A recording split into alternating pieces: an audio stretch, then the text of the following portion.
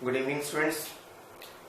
आज हम क्लास 11 की ट्रिग्नोमेट्री को आगे प्रोसीड कर रहे हैं। कुछ नए फॉर्मूलाज आज हम देखेंगे जो बहुत ही ज्यादा यूजफुल होने वाले हैं हमारे लिए। जैसे कि अगर मैं बात करता हूं साइन ए प्लस बी, फॉर्मूला होता है स्टूडेंट्स हमारे पास। फॉर्मूले बहुत ज्यादा जरूरी है यहाँ पे। साइन ए कॉस बी प्लस में कॉस ए साइन बी। याद रखने का तरीका आप देख पा रहे हैं, एंगल का इंटरचेंज हो गया है मेरे पास।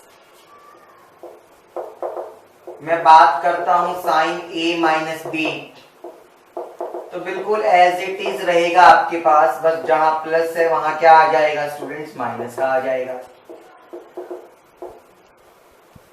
फिर आपके पास एक फॉर्मूला आता है students cos A plus B. Cos A plus B का थोड़ा सा अलग होता है, इसमें कॉस वाली दोनों टर्म्स साथ में रहती हैं और प्लस वाले फॉर्मूला में मेरा माइनस आता है। और आप समझ चुके होंगे कि मैं अगर ये बात करूं माइनस वाले की तो आपके पास प्लस आ जाएगा। Cos A cos B plus sign A sine B. ये कुछ आपके पास बेसिक फॉर्मूलाज थे। हम एक और फॉर्मूला देखते हैं जिसे हम कहते हैं tangent A plus B. Formula होता है स्टूडेंट्स टेंजेंट ए प्लस में tangent B divided by 1 minus में टेंजेंट ए इंटू में टेंजेंट बी। ये आपके पास फॉर्मूला है।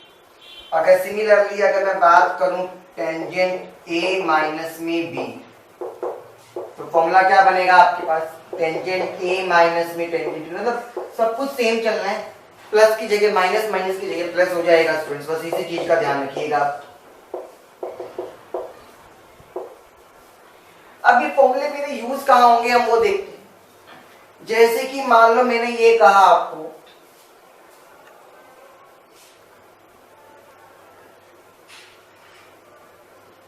कि मुझे निकालना है कॉस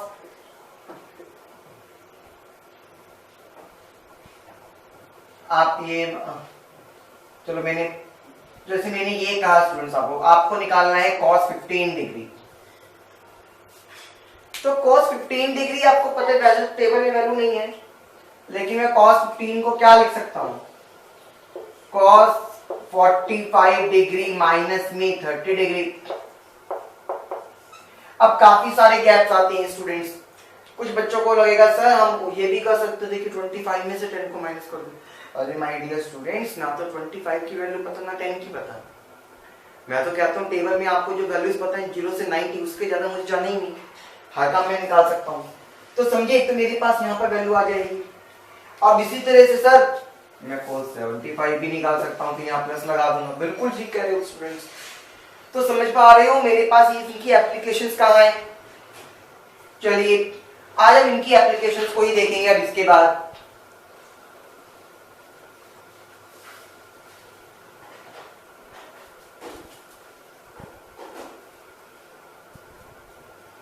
जैसे कि आपका क्वेश्चन है स्टूडेंट्स, पहले साइन 105 की वैल्यू निकालनी है।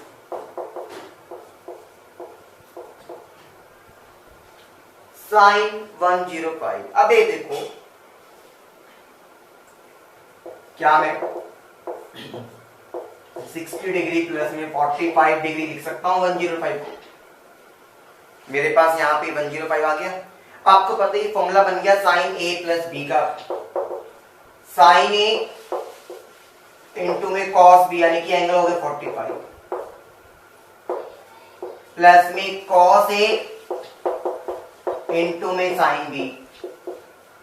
आपको पता है साइन 60 की वैल्यू क्या होती है, √3/2, कॉस 45 की 1/√2, कॉस 60 की वैल्यू 1/2 और साइन 45 की वैल्यू क्या होती है 1/√2। आप ऐड करेंगे एलसीएम लेके तो 2√2 एलसीएम आएगा।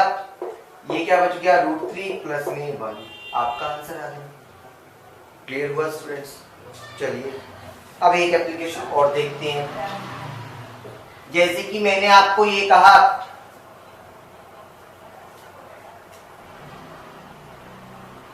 cos 15 degree. तो आपको पता है स्टूडेंट्स cos 15 को भी मैं क्या लिखूंगा, अभी बताया था ये तो मैंने, 45 में से 30 को माइनस कर दूं, cos a माइनस b का फॉर्मूला बन रहा है मेरे पास, क्या होता है cos a cos b, minus तो प्लस आता था, sin a sin b, so simple it is. cos 45 की वैल्यू क्या है स्टूडेंट्स, 1/√2, cos 30 की वैल्यू क्या है, √3/2, sin 45 की वैल्यू क्या थी आपके पास, 1/√2, और sin 30 की वैल्यू 1/2। देख पा रहे हैं आप, एलसीएम लेंगे तो 2√2 आएगा, ऐड करने पे √3 प्लस में 1 बचेगा। ये चीज आपको क्लियर हो गई। यहां से मेरे पास एक रिजल्ट निकल कर आया जो आप कंपटीशन एग्जाम के लिए यूज कर सकते हैं। आपने एक चीज नोटिस करी, जो cos 15 आया वो मेरे पास sin 105 के इक्वल था, ठीक है। यहां से मेरे पास एक रिजल्ट निकल कर आया कंपटीशन के लिए। आप इसको डायरेक्टली कह सकते हैं, हमें ज्यादा इसमें कैलकुलेशन की जरूरत नहीं पड़ती है कंपटीशन क्लासेस के अंदर। चलिए फिर हमारे पास एक क्वेश्चन आता है स्टूडेंट्स, बहुत खूबसूरत क्वेश्चन, मैं कहूंगा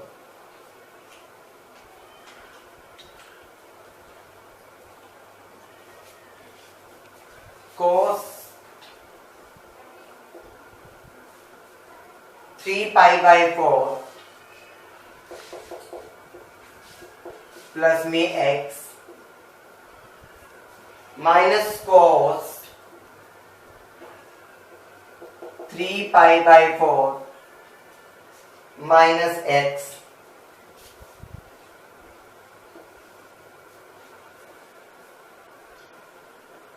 ठीक है। और इसे आपको प्रूव करना है, -√2 sin x की, -√2 sin x की। आप देख पा रहे हैं स्टूडेंट्स, ये पूरा a मान लो, ये पूरा b मान लो, cos a, अच्छा यहाँ पर भी cos a प्लस b का फॉर्मूला, यहाँ cos a माइनस b का फॉर्मूला, दोनों को फॉर्मूले को लगा दूं अलग अलग। क्या होता था cos a प्लस b का formula, cos a cos b minus का sin a sin b minus का sine bracket, cos a cos b minus तो प्लस होता sin a sin b। समझ पा रहे हो?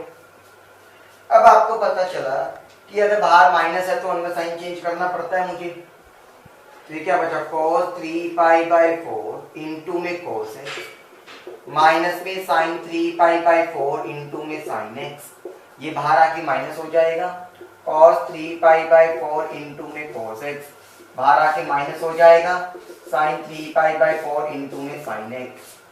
समझ पा रहे हैं ये मेरी बात को? अब आप देख पा रहे होंगे ये पूरे टर्म इस पूरे से कैंसिल हो गया और ये दोनों भी सेम है, तो मैं कह सकता हूं -2 sin 3π/4 इंटू में sin x। अब देखो ये जो sin x है तो ये तो ऐसे ही रहा, sin 3π/4 को मैं क्या लिख सकता हूं, आपने इससे पहले वाले एक्सरसाइज में भी करा है स्टूडेंट्स, इसको मैं पाई माइनस में π/4 लिख सकता हूं, क्योंकि पाई में से कुछ माइनस करूंगा तो आपको पता है वो 3π/4 ही जाएगा। फिर पाई में से कुछ माइनस हुआ तो क्वाड्रेंट गया सेकंड क्वाड्रेंट में साइन पॉजिटिव, तो मैं साइन चेंज नहीं करूंगा, नाम चेंज होता नहीं है तो sin π/4 का sin π/4 ही रहेगा।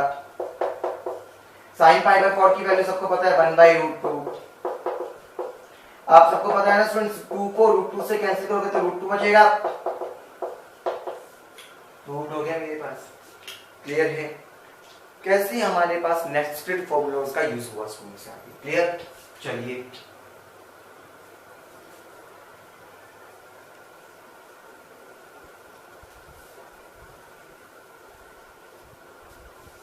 फिर एक बहुत ही अच्छा question, cot alpha into cot beta, cot alpha into cot beta आपको दे रखा है 2 के इक्वल और आपको प्रूव करना है। क्या प्रूव करके दिखाना है स्टूडेंट्स आपको? cos alpha plus beta, cos alpha plus beta divided by cos alpha minus beta is equals to 1/3। ये आपको प्रूव करके दिखाना है, ठीक है। अब मेरी बात को सुनिएगा।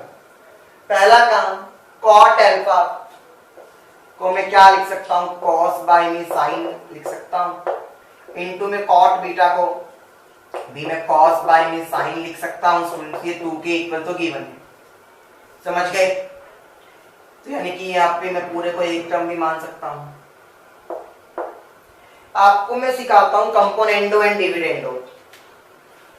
अब हम अप्लाई करेंगे componendo and dividendo. Apply componendo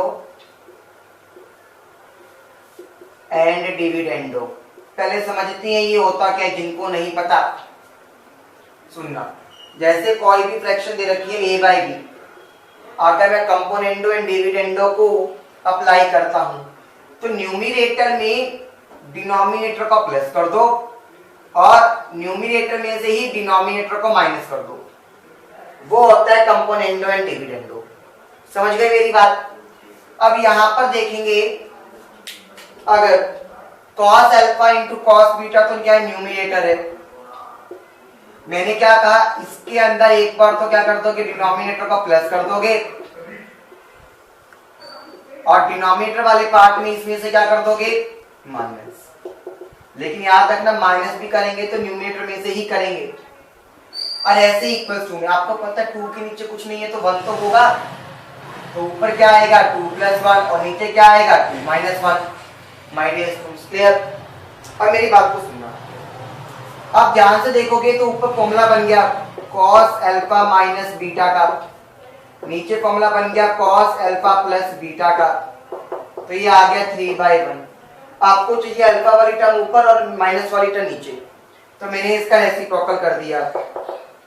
cos alpha plus beta by में cos अल्फा माइनस बीटा 1/3 आ गया। क्लियर हुआ स्टूडेंट्स जो हम प्रूव करना चाह रहे थे? तो ये इस तरह से हम कुछ क्वेश्चंस को अप्लाई कर सकती हैं। ये सभी को क्लियर है स्टूडेंट्स? Thank you.